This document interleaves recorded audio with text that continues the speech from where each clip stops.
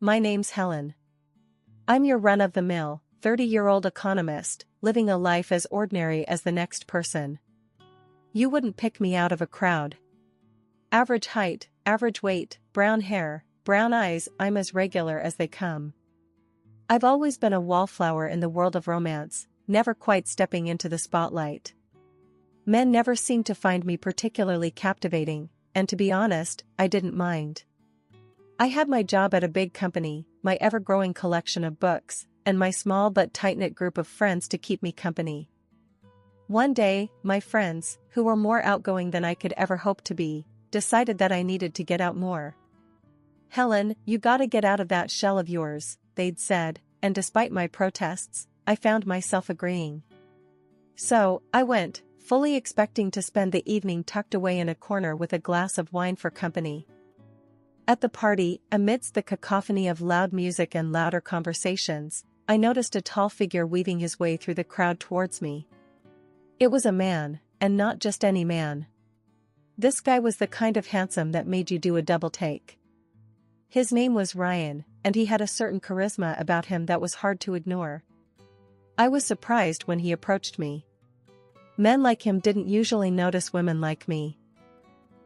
"Hey, mind if I crash here?" he asked, pointing to the vacant chair next to me. His voice was deep, and his tone was casual, like we'd been buddies for years. I looked around, thinking he must have mistaken me for someone else. "Me?" I asked, pointing to myself. He let out a hearty laugh that somehow managed to rise above the party's noise. "Yeah, you. You ain't holding this seat for some knight in shining armor, are ya?" "No, not at all," I replied, still taken aback by his forwardness. "Please, have a seat." And so, he did. We started chatting, and I was taken aback by how easily the conversation flowed. He was an engineer, had an odd fondness for 19th century literature, and his sense of humor was as dry as a bone. He was easy to talk to, and for the first time in a long time, I felt like I was being seen. "Helen, can I ask you something?" he asked, a couple of hours into our conversation. "Sure, Ryan. What's on your mind? Why are you single? I mean, you're intelligent, you've got a wicked sense of humor, and you're not half bad to look at." "Yeah, don't give me that look, you're a catch," he said, as I started to protest. I blushed, not used to such compliments. "I guess I haven't found the right guy yet." He gave me a knowing smile. "Well, maybe your luck's about to turn." We exchanged numbers that night, and he called me the very next day, asking me out. I said yes. Ryan and I were like two peas in a pod. We hit it off right from the get-go, and soon found ourselves in a whirlwind romance. He was attentive, remembered the little things that mattered to me, like how I liked my coffee black with 2 sugars, or that I preferred scrambled eggs over fried. He even remembered the names of all the characters from my favorite book series, which was no small feat. I was falling for him, and falling hard. One day, he decided it was time for me to meet his folks. His mom, Martha, was as sweet as pie, and his dad, George, was a quiet man who let his actions do the talking. Their house was a cozy little place, filled with pictures of Ryan from his childhood to his graduation. It was clear they were proud of their boy. "Helen, you've snagged yourself a good one," Martha said, patting my hand. "We're glad our boy found you." George, a man of few words, just nodded in agreement. "You look after him, and he'll do the same for you." Their words touched me, and I felt a sense of belonging. It was like I'd been a part of their family all along. A few months into our relationship, Ryan threw me for a loop. We were having dinner at our favorite restaurant when he suddenly got down on one knee. "Helen, will you marry me?" he asked, his eyes filled with hope. I was taken aback. We hadn't been dating for long, but it felt right. I looked into his eyes and saw a future I wanted to be a part of. "Yes, Ryan. I'll marry you." Our wedding was a simple affair, just the way I liked it. We didn't need a big, fancy shindig. We just needed each other. My dad was over the moon. He took to Ryan like a duck to water and was thrilled to see his little girl so happy. "You've done good, Helen," he said, giving Ryan a hearty pat on the back. "Look after my girl." "I will, sir," Ryan replied, a serious look on his face. The wedding was more beautiful than I could have ever imagined. I was never the type to dream about a big white wedding, but I found myself loving every minute of it. The dress, the flowers, the vows, it was all perfect. I felt beautiful, loved, and happier than I'd ever been. I was marrying the man I loved, and I couldn't wait to start our life together. As we were leaving the church, hand in hand, Ryan turned to me and said, "Helen, I've been thinking. I want us to move in with my folks. They ain't getting any younger, and they could use our help." I was surprised, but I agreed. I liked Martha and George, and I wanted to do my part. I was ready to start this new chapter of our lives. Little did I know, things were about to take a turn I never saw coming. We packed up our stuff and moved into Ryan's parents' old house. The place was ancient, a relic from another era, and it showed. The paint was peeling off the walls, the floors creaked with every step, and the roof leaked when it rained. But it was home, Ryan's childhood home, and now it was ours. Martha and George were over the moon to have us. They showered us with love and affection, so much so that it sometimes felt like they were laying it on a bit thick. But I shrugged it off, figuring they were just happy to have us around. "Darn good to have you here, Helen," George would say, clapping me on the shoulder with a grin. "House has been too quiet without you." Martha, always the doting mother, would fuss over us, making sure we were comfortable and had everything we needed. "You two, just make yourselves at home," she'd say, bustling around the kitchen. "This is your home now too."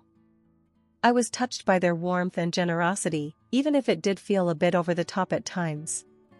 I felt like I was part of their family, and I was excited about starting this new chapter of our lives. But then, a few weeks into our stay, Ryan dropped a bombshell. We were sitting at the dinner table, picking at our food, when he cleared his throat and said, "Helen, we need to talk." I looked up, surprised. Ryan was usually so easygoing, so laid back. To see him so serious was unsettling. "What's up?" I asked, my heart pounding in my chest. Ryan took a deep breath and said, "The house needs repairs, Helen. Serious repairs. The roof, the plumbing, the wiring, it's all shot. Mom and Dad can't afford to fix it." I was taken aback. I knew the house was old, but I didn't realize it was in such bad shape. "So what do we do?" I asked, my mind racing. Ryan looked at me, his eyes pleading. I was thinking, maybe we could help. You know, use my salary and part of your savings to pay for the repairs. I was floored. My savings were meant for our future, for a house of our own, for our kids' education. To spend it on fixing up Ryan's parents' house, it was a lot to ask. But then Martha started crying, and George looked at me with such hope in his eyes. I couldn't say no. So I agreed. I agreed to use my savings to fix up the house. It was a tough decision, one that I wasn't entirely comfortable with, but I did it for Ryan, for Martha, and George. I did it because it was the right thing to do. The moment the renovations on the old house kicked off, the bills started rolling in like an avalanche. Every damn day, there was a new expense, another problem that needed fixing. The roof was leaking, the plumbing was shot, the wiring was a fire hazard, the costs were piling up faster than a snowdrift in a blizzard. One evening, after a particularly grueling day of dealing with contractors and arguing over bills, Ryan and I sat down at the kitchen table, our heads in our hands. The burden of our financial troubles was bearing down on us like a 2-ton weight, and we were both feeling the strain. "Helen, we're in deep," Ryan said, his voice heavy with worry. "These damn repairs, they're sucking us dry. We can't keep this up." I sighed, rubbing my temples. "I know, Ryan. I know. But what choice do we have? We can't just stop now. The house is a wreck. It's not safe for your folks. Ryan nodded, and then dropped another bombshell. Helen, there's something else, he said, avoiding my gaze. I've been demoted at work. My pay's been slashed. I can't put in as much for the repairs as we planned.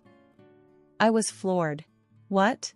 When the hell were you going to tell me this, Ryan? I asked, my voice rising in disbelief.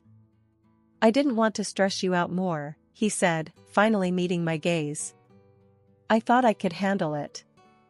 Well, you thought wrong. I snapped, my anger flaring up. Now what are we going to do? We were in a real tight spot. My savings were dwindling, the bills were piling up, and now Ryan was pulling back on his share. I felt like I'd been sucker punched. Martha and George, Ryan's folks, were worried, too. They could see the stress etched on our faces, hear the worry in our voices. They felt guilty, I could tell. They didn't want to be a burden, but they didn't know how to help. One evening, after yet another heated discussion about money, George pulled me aside. Helen, he said, his voice gruff, I want you to know, we appreciate everything you're doing for us. We know it's hard on you. I looked at him, tears welling up in my eyes. George, it's not your fault. We want to help. We just didn't realize how much it would cost. George nodded, his eyes sad. I know, Helen. I know. And we're grateful. But we don't want you two to ruin yourselves over this. It's not worth it. I hugged him, tears streaming down my face. George, your family. You're worth it. Despite the financial strain, despite the stress and worry, I didn't regret our decision. We were helping Martha and George, and that was what mattered. Money was tight, yes, and times were tough, but we were doing the right thing.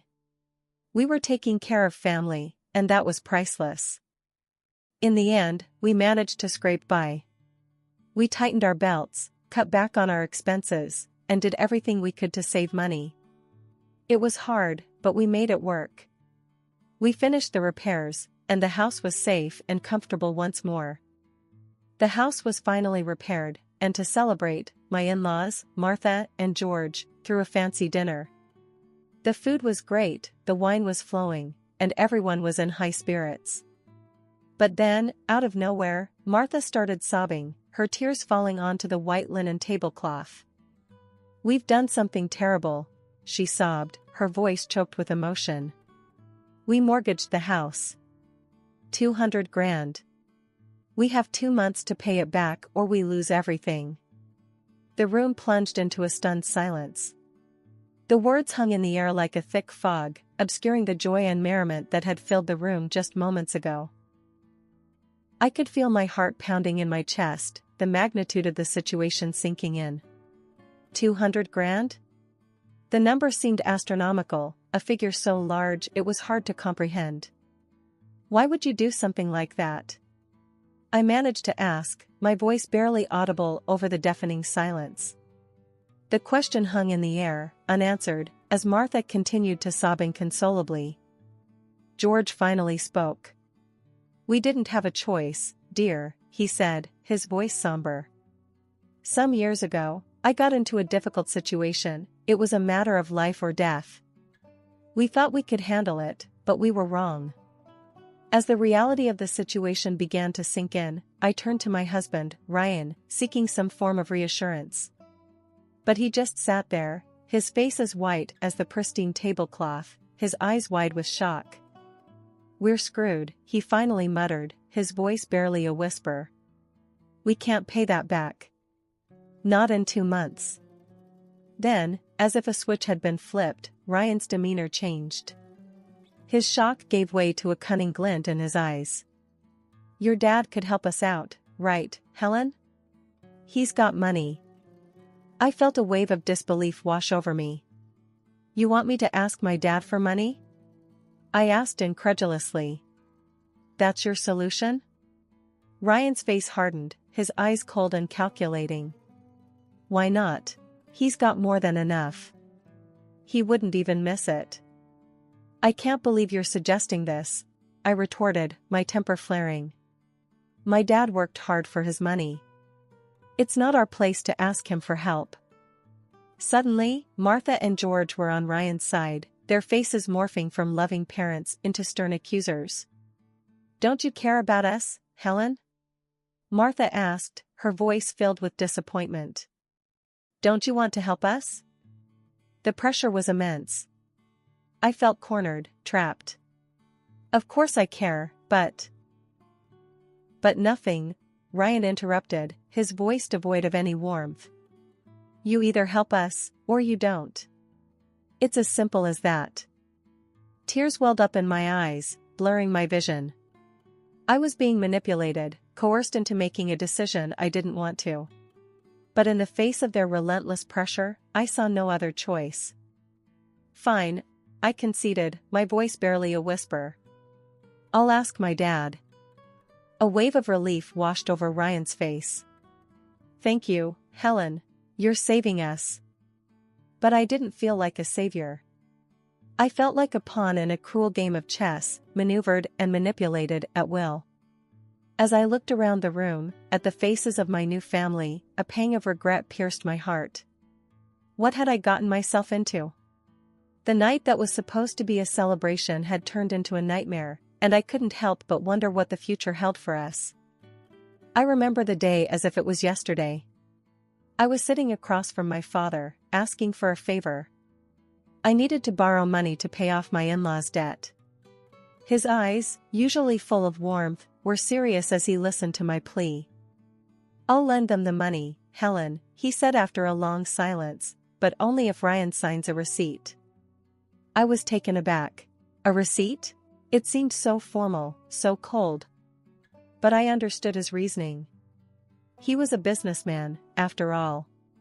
He believed in doing things the right way, in black and white. Ryan, however, was clearly unhappy with this decision. He grumbled and complained, but eventually agreed. He borrowed $200,000 from my father against a receipt drawn up according to all the rules. The money was used to pay off his parents' debt for the house. And then, just as we thought things were getting better, tragedy struck. My father passed away suddenly from a heart attack. I was devastated. I had lost my rock, my support system. I had to prepare for his funeral, all while dealing with the shock and grief of his sudden passing. It was a challenging time, to say the least.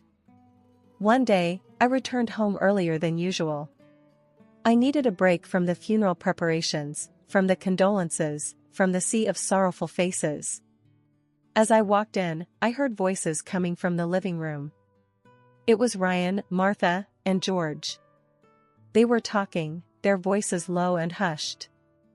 I quietly walked towards the living room, my heart pounding in my chest.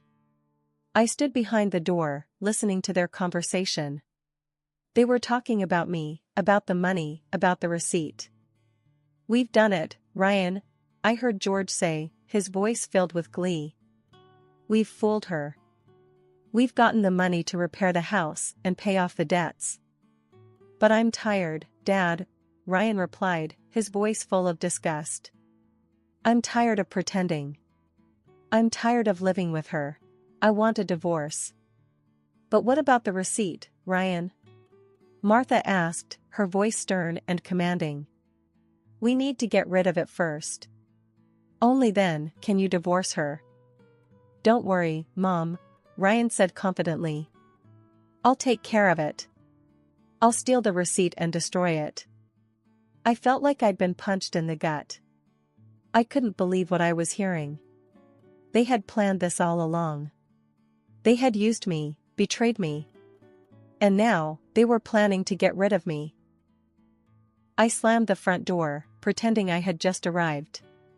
I put on a brave face, pretending everything was fine. Helen, dear, how are the funeral preparations going? Martha asked, her voice dripping with fake concern. They're going well, Martha, I replied, my voice steady. Thank you for asking. And with that, I walked away, my mind racing. I needed to figure out my next move. I needed to protect myself, to fight back. Over the next few days, I put on a brave face. I smiled, I laughed, I played the dutiful daughter-in-law. But inside, I was seething. I was hurt, I was angry, and I was determined to make them pay. The day of my father's funeral was a blur of tears and condolences, a whirlwind of sadness that left me drained. But as the last of the mourners left and the sun began to set, the real storm was only beginning. Back at the house, Ryan, his parents, Martha and George, and I gathered in the living room. The air was thick with unspoken words, the silence only broken by the occasional clink of ice against glass as Ryan swirled his drink. I watched them from the corner of my eye, their faces a mask of sympathy and concern. But I knew better. Suddenly, Ryan broke the silence. "Helen," he said, his voice cold and hard. "You need to leave." I turned to him, feigning surprise. "What?" I asked, my voice shaky. "You heard me," he said, his voice even colder. "You need to leave. This is my parents' house, and you're not welcome here anymore." Martha and George nodded in agreement, their faces hard. "We've put up with you for long enough, Helen," Martha said, her voice dripping with fake sweetness. "But we don't need you anymore." "And what about the house?" I asked, pretending to be shocked. "The money I lent you for the house?" Martha laughed, a harsh, cruel laugh that echoed around the room. "This house?" she scoffed. "This house is ours, Helen. And you have no place here." Ryan joined in her laughter, a cruel smile playing on his lips. "And about that money, Helen," he said, his voice filled with mockery. "I found those receipts at your father's house. And I destroyed them." His words hung in the air, a declaration of his deceit. But instead of breaking down, instead of giving in to the despair, I did something unexpected. I laughed. My laughter filled the room, a stark contrast to the heavy silence. Ryan, Martha, and George stared at me, their faces a picture of shock and confusion. You knew?" Ryan stammered, his face pale. I nodded, my laughter subsiding. "I knew," I said, my voice steady. "I knew about your plans, about your deceit. But the receipts?" George stammered, his face pale. "We destroyed them." I shook my head, a smile playing on my lips. "Those were just copies, George," I said, my voice calm. "The real ones are with my lawyer." Ryan and George exchanged a glance, their faces pale. I could see the fear in their eyes. They knew they were cornered. You want the money back?" Ryan asked, his voice shaky. "I want it back, Ryan," I said, my voice firm. "And I want it now. Otherwise, I'm going to the police." Ryan and George paled even more, their eyes wide with fear. "Helen, please," George pleaded. We can work something out." I shook my head, my resolve unwavering. "No, George," I said, my voice steady. "You had your chance. Now, it's time to pay." After a long silence, Ryan finally spoke. We'll give you the house," he said, his voice shaky. "In exchange for the IOUs." I nodded, satisfied. "Good," I said, my voice calm. "I'll have my lawyer draw up the papers." And with that, I stood up and walked out of the room, leaving them in stunned silence. I had done it. I had confronted them, I had exposed their deceit, I had won. A few weeks later, I watched from the window as Ryan and his parents packed their belongings into a moving van. They were leaving their home, their house. My house now. I couldn't help but smile as I watched them drive away, their faces a picture of defeat. I was free. Free from their manipulation, free from their deceit. I had won. I had taken back control of my life.